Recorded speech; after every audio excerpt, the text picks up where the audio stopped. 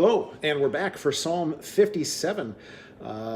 With this psalm, we see a lot of common themes that we've already come across with David, and you'll probably recognize them as I read through them. But one that I want to point out is in the heading, we have the time of his life that David wrote this song concerning, or psalm concerning, and that is when he fled from Saul into a cave. And one of those common themes we see in verse 6, they spread a net for my feet. I was bowed down in distress. They dug a pit in my path, but they have fallen into it themselves.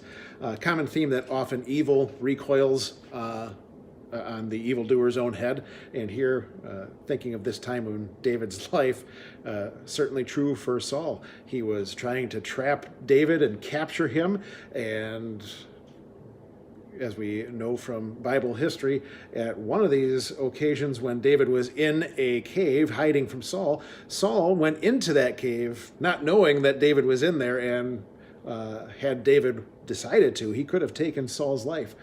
So in a very real way, David saw the reality of what he sings about here, that he dug a pit and fell into that very trap himself.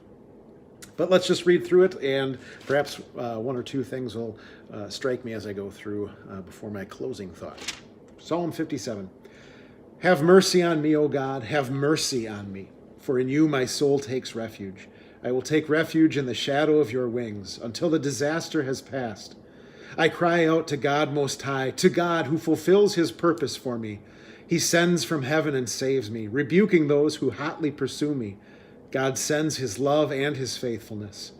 I am in the midst of lions. I lie among ravenous beasts, men whose teeth are spears and arrows, whose tongues are sharp swords. Be exalted, O God, above the heavens. Let your glory be over all the earth. They spread a net for my feet. I was bowed down in distress. They dug a pit in my path, but they have fallen into it themselves. My heart is steadfast, O God. My heart is steadfast. I will sing and make music. Awake, my soul. Awake, harp and lyre. I will awaken the dawn. I will praise you, O Lord, among the nations. I will sing of you among the peoples, for great is your love, reaching to the heavens. Your faithfulness reaches to the skies. Be exalted, O God, above the heavens. Let your glory be over all the earth. So two things that strike me are one that just constantly needs repeating as he starts out, have mercy on me, O God, have mercy on me. Just always that recognition that anytime we ask God for help, we do that not because we have somehow earned or deserved it, but only because he is merciful and gracious. And we know that about him because he tells us that he is gracious, that he is merciful. He tells us that he wants to help us. And it's based on that we go to him for help. And then also from verse 1, I take refuge in the shadow of your wings, just that neat picture, that comforting picture of a bird that is protecting its young under its wings. And of course, it's something that Jesus himself says that he desires to do as he weeps over Jerusalem.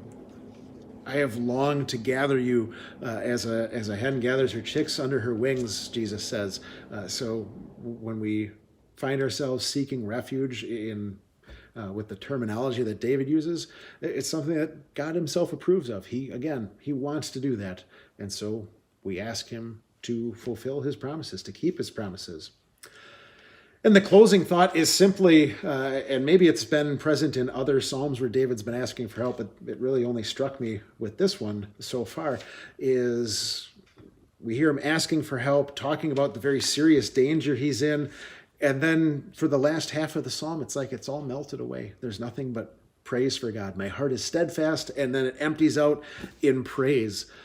So just a neat, maybe instructive thing there. The more that we contemplate God's promises, the more we rely on them, the faster our problems, or at least our anxiety over them, will melt away and give way to a heart that is not anxious, but steadfast in the promises of God. That's all I got for you for Psalm 57. Hopefully, I'll see you again for Psalm 58.